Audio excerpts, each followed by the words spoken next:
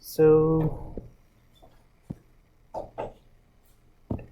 let me try to motivate you for give you a situation, and then we'll move on from there. So unfortunately, I'm not very artistic at all.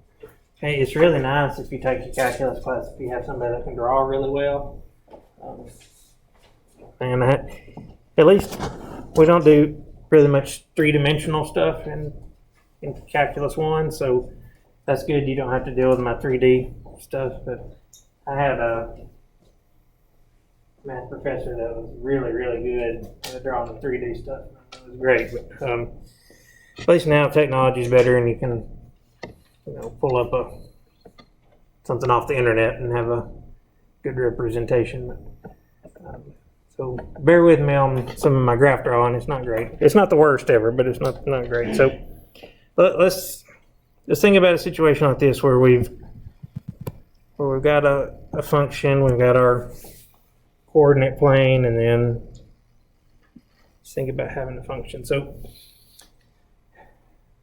far what you've dealt with in algebra is you've wanted to answer questions like if you had a straight line graphed in the plane, and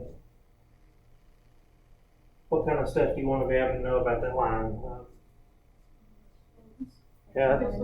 Slope's a big one, y-intercept, x-intercepts, things like that. So the really big one, and the one that we're going to kind of take from, is the slope. So that's not, once you know the idea of what you're talking about when you say slope, that's not a really difficult concept there. So even without any numbers drawn on that, you can probably tell me something about the slope. What could you tell me about the slope of that line?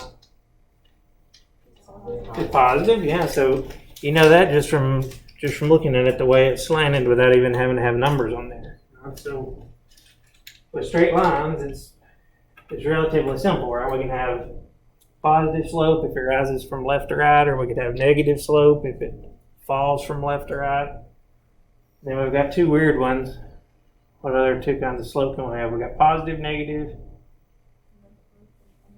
Yeah, we could have no slope or zero slope. So which one, what does that look like if we have zero slope? Yeah, that's good. We would have a horizontal line, and we would have zero slope.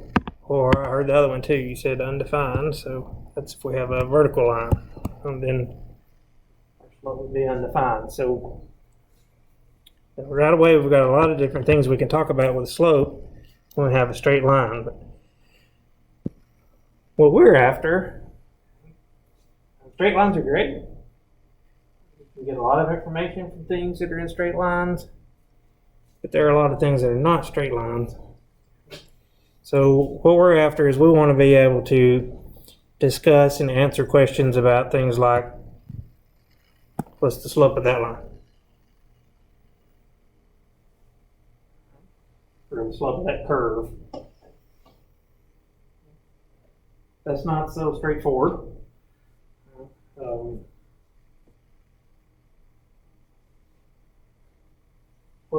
what goes through your mind when you try to make your brain think about the slope of something like that?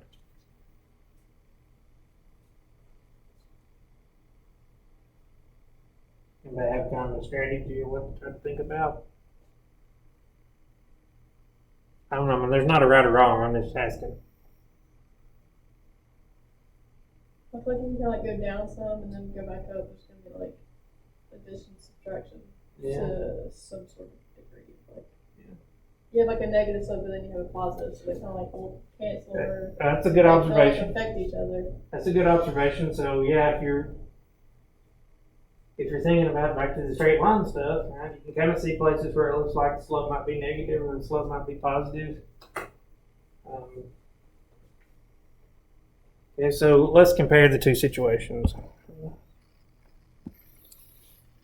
So here's another graph with a straight line. Okay, so if we want to calculate slope and we have a straight line, we have a formula. we can calculate it with. We've got the rise over run, right? We've got y2 minus y1 over x2 minus x1. You can figure that out, but what's happening there? What we're doing when we do that formula is we're saying, well, I'm going to pick 2 points on the line. And so maybe I pick those 2 points, and then what I'm trying to find, if I'm doing the rise over run, is I'm saying, well, if I go from the point on the right to the point on the left, or you can think about it the other way around, but say if I move between those 2 points, how much would I have to move up or down? Rise. And then how much would I have to move left or right to end up back on the line? So we figure out our rise, we compare that to the run, horizontal movement, and then we get a fraction, or we get that ratio that we call our slope. So we can kind of try to do the same technique with our curve, but what happens then? So like if we pick this point and that point, and so we got 2 points. We could do that, and we kind of said, so if you kind of look at the line that goes through those 2 points, what kind of slope would we get out of that? Would it be positive, negative? Positive. It would have positive. The issue with trying to do that is that if we, I erased the wrong thing. The issue with trying to do that is that if we pick 2 other points, I'll just do a different color. Okay? What if we pick this point and this point? Yeah, then when we try to do a calculation, we get a negative slope. So which one is it? Okay. We don't have that problem with the straight line. Any 2 points we pick that are on the line, if we do this process, we figure out the rise over run, we're going to get the same slope everywhere on the line. We have an issue over here with curve, or we can have an issue. It's not with every curve, but we can have an issue where the 2 points we pick gives us a very different answer about the slope. That one, even without any numbers, we can see we would have positive over here and negative over here, so they're not going to be the same. So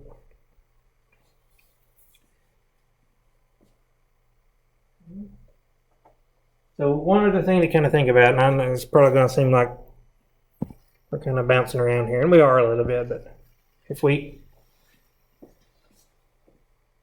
were calculating the slope over here, we talked about the formula, right? We would, so like if we call this 0.1 and 0.2, and we wanted to calculate the slope, then we would do, I guess I'd label them backward, but we would take the y coordinate, 0.2, subtract the y coordinate at 0.1,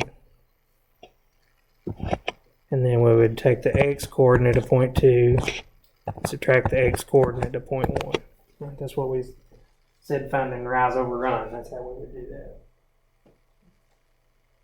Keep that in mind. And then let's think about our curve again. So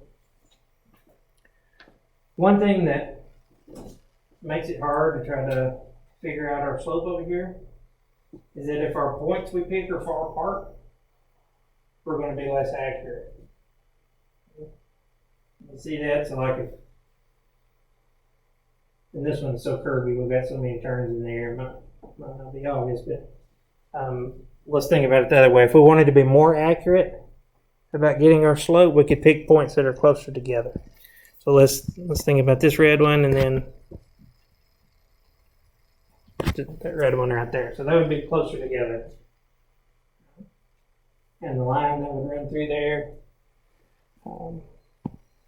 would, pretty much follow along with the graph, right? It would be somewhere right in that area, and then that would, at least for this little portion of our curve, that would give us a better estimate of what our slope would be.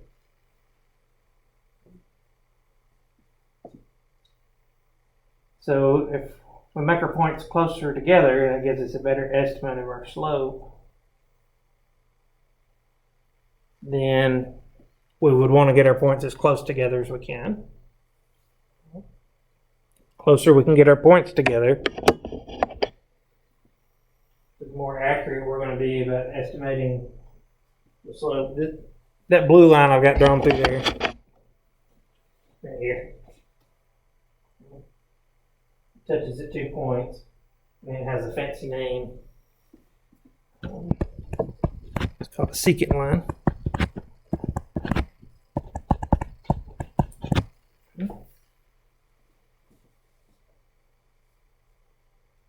Well, one of my math professors I had probably just secant line.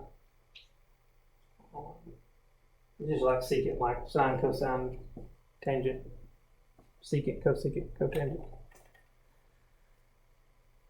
Okay. And the closer those 2 points are together, the better. So, kind of our ultimate goal here would be if we could somehow come up with a way that we could have a line that only touched our curve at 1 point. That's where we're headed on down the road. And we could come up with a line that estimates our slope that only touches our curve at 1 point. That has a different name called a tangent line. It turns out that being able to come up with this tangent line for our curve is the key to figuring out the slope. You got something curved like this. But the problem, and what we're trying to build our intuition for today, is if we try to use this slope method, but we've only got 1 point on the line that we're looking at, what happens when we try to subtract our x-coordinates? It's the same number. So like if you got x2 minus x2, we get 0 in the bottom. And then if we get 0 in the bottom, our slope formula is going to be undefined. And then we can't get that tangent line. We can't figure out that tangent line. So that's a major obstacle. Major obstacle. And this first part of calculus we're going to look at is going to be talking about a technique to overcome situations like that where we want this value where we've got this line that goes through this only 1 point here, but we can't actually calculate it at that point. So we've got to come up with a way for us to get this slope, but without being able to calculate it directly at that point. And the idea we're going to use is called a limit. We're going to take a limit. So we have the 3 main topics, okay, for the first calculus course. And we got number 1, which is what we're going to start talking about, called limits. Number 2, get these things we're going to talk about called derivatives. Okay. And then number 3, after Christmas. Get these, well, maybe a little bit before. Pretty far down the road. These things we want to talk about called integrals. So these are the 3 big calculus 1 ideas.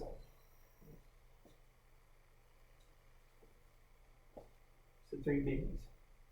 And we're gonna start on limits in this section. So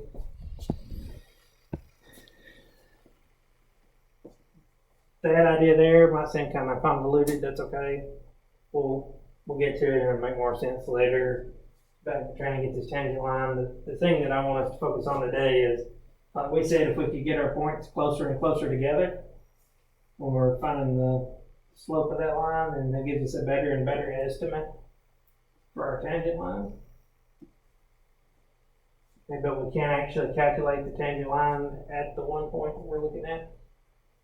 So what we're going to use to get around that is this idea of a limit. This idea of a limit. So that's the important part today. So let's think of a few things. So let me just pull up a graphing program here so we'll have prettier graphs.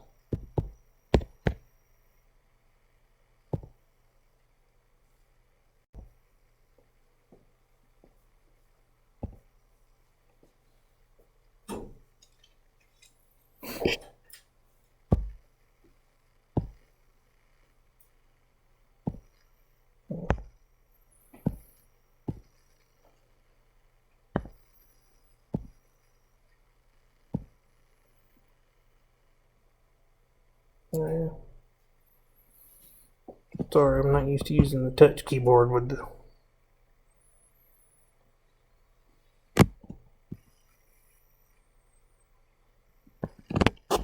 flip my screen over here. Stop on mess recording it.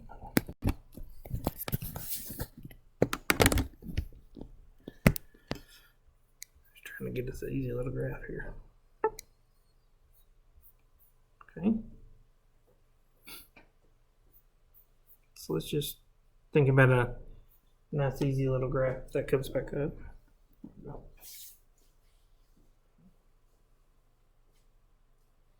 Just trying to think about x squared here. Okay. Yeah, we're still recording. Okay. So we can think about limits with even just some easy graph that you're used to. Okay. It's a little weird. We can think about it. So let's pick a point on here. I'll mark it on here so we can see it on the screen again.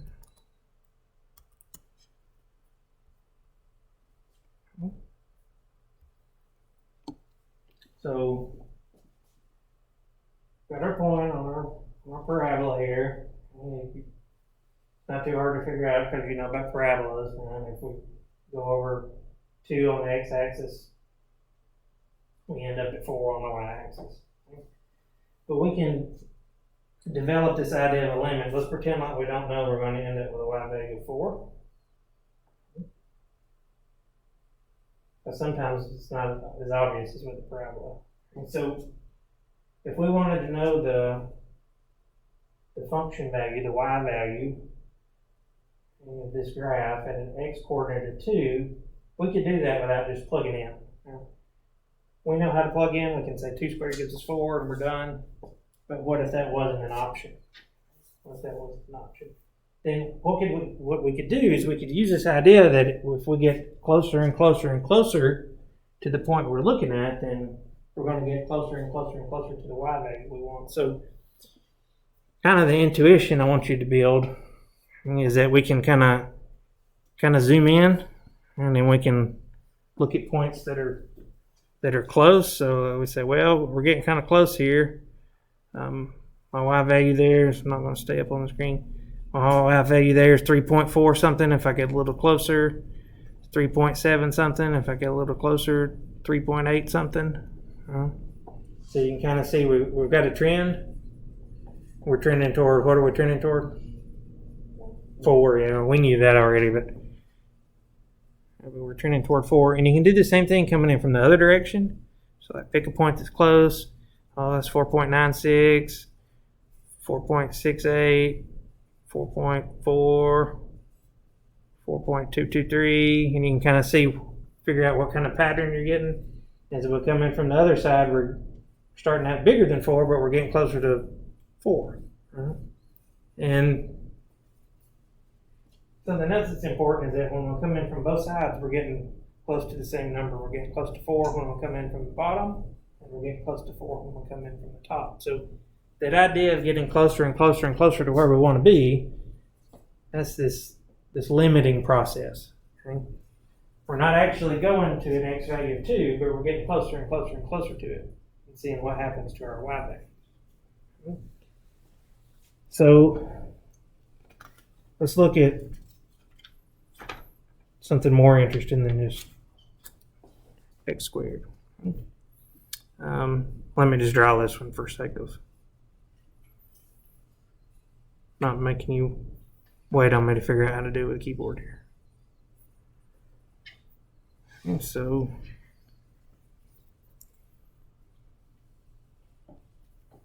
let's look at this graph.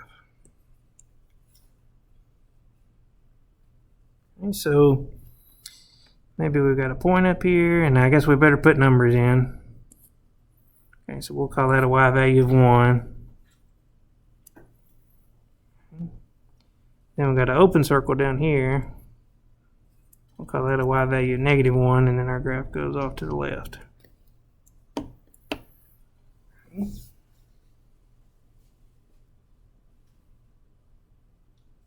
See what we've got going on with our graph? We've got this part down here, and then it jumps up to the top, and then it keeps going from there.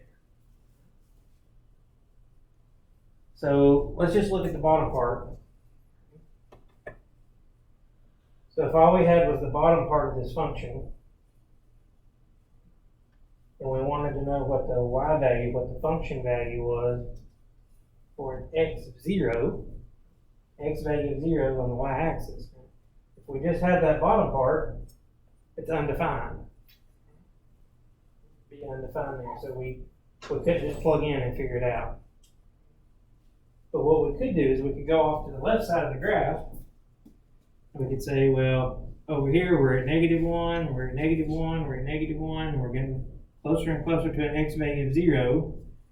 And every time we check, we're at negative 1. So as we get closer to an x value of 0, we're always at negative 1. So what we can say is that when we're coming in from the left side here, our limit is negative 1. Because that's the y value that we're getting closer and closer and closer to. In fact, we're exactly at it every time on this one. And so every time we check, as we get closer to our x value we're going to check at, our y value is always negative 1, so we can say our limit at x equals 0, the x coordinate we want to see, is negative 1. That kind of halfway makes sense. If it's not crystal clear yet, you're fine. As long as you're sort of tracking with me, we're good. Okay, so now let's just think about the top part.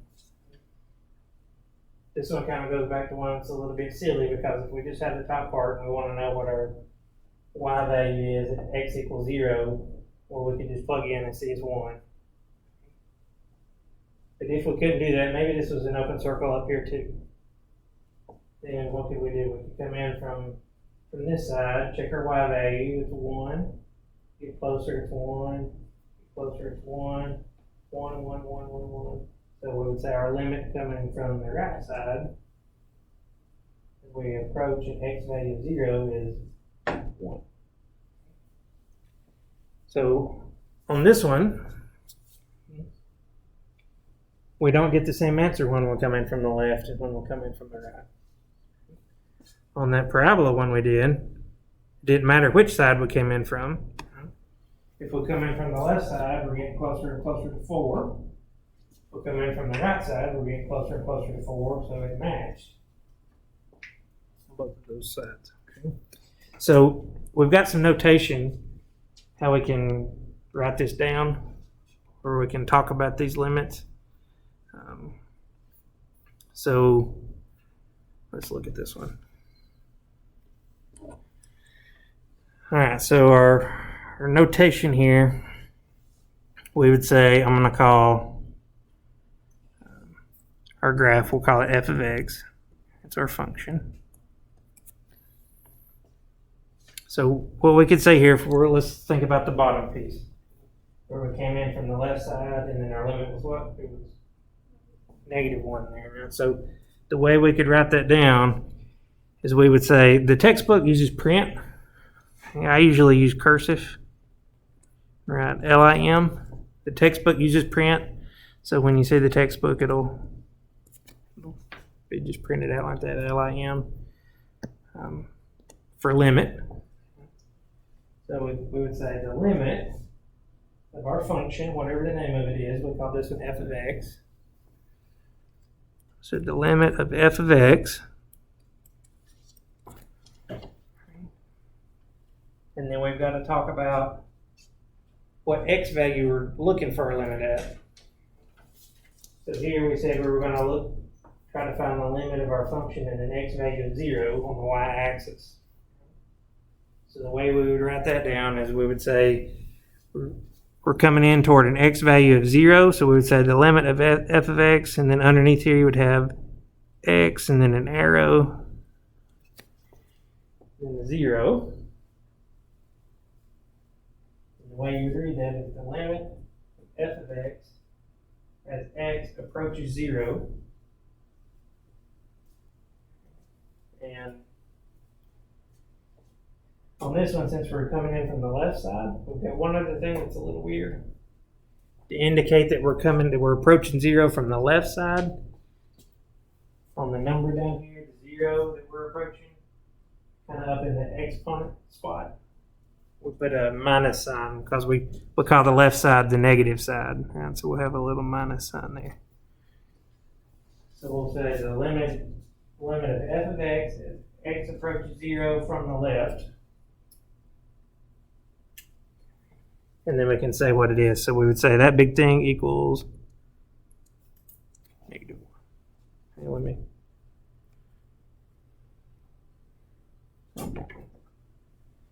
So the limit of our function f of x as x approaches 0 from the left, that's the minus sign, equals negative 1.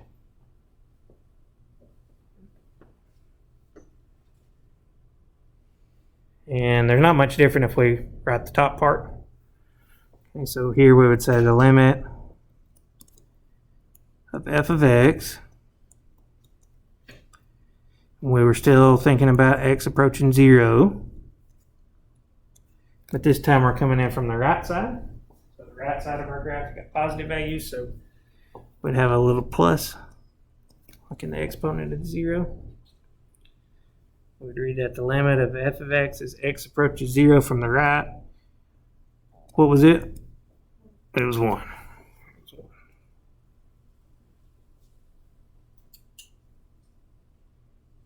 And if we've got the special case that the limit as we approach from the left and the limit as we approach from the right are the same number, then you don't have to put the plus or minus. Okay, so like if we go back to our parabola graph, right? If we come in from the left, we get 4. If we come in from the right, we get 4. So for that one, if we wanted to write that limit down,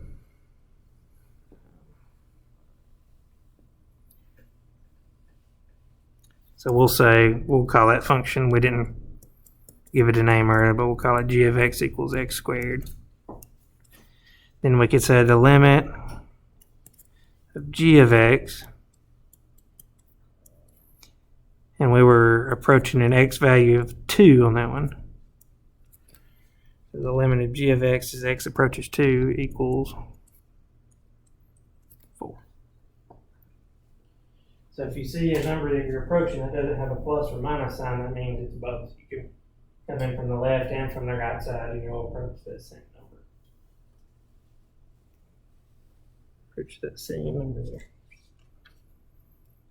Okay. You bored to death yet? Okay. We're close. Okay, we're close. This is actually kind of fun after you get past all the jargon. This idea of thinking about these limits is kind of neat. So we've seen a couple situations where we can find limits. But there are times when we can have a function and we can try to see what we approach as we get close to some x value and we can't get an answer. So let me show you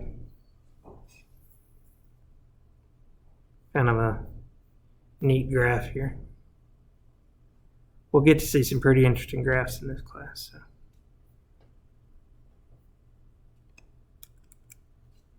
because we're not stuck to doing so much straight line stuff.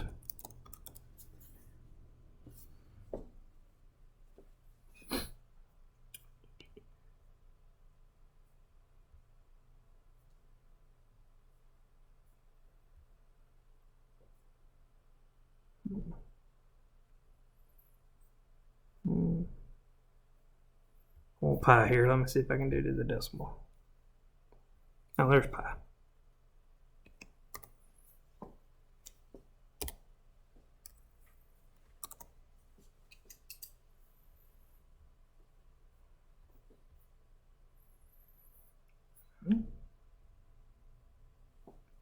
So Okay.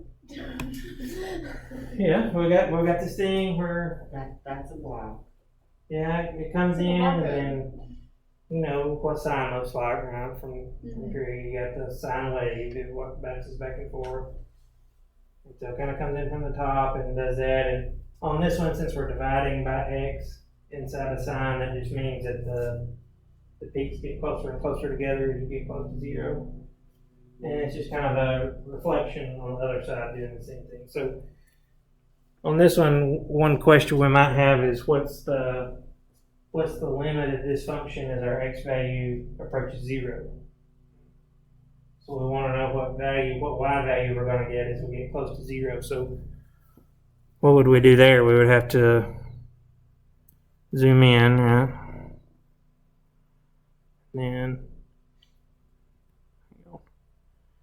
have to zoom in, zoom in, zoom in, zoom in. Oh my god. But what's happening? Still lying. It's kind of freaking my computer out. It's one thing it's doing, but yeah. So what happens? We're trying to get as close to zero as we can, but no matter how close we get to zero, it's just bouncing back and forth faster and faster. And you can zoom in forever, and it's always going to look like this. So we don't have an answer. What is our limit approach as we get close to zero? We don't know, because the closer we get to zero, the faster it bounces back and forth. So it's not approaching one value. We say it's oscillating. It's bouncing back and forth between a couple of values. So on that one, we would not have a limit. So what we could say is that the limit does not exist. That's what you usually see there. So, kind of interesting graph. And if you can get the screen set up just right, where you got everything right in the middle. My computer's not having to fit because all the lines on there is kind of neat when you zoom in, because it just looks kind of like you're going down an infinite hallway or something. I don't have it right in the middle there. So we're gonna look at some limits. We don't have much time left today. For right now, let's just look at number 1 on page 118.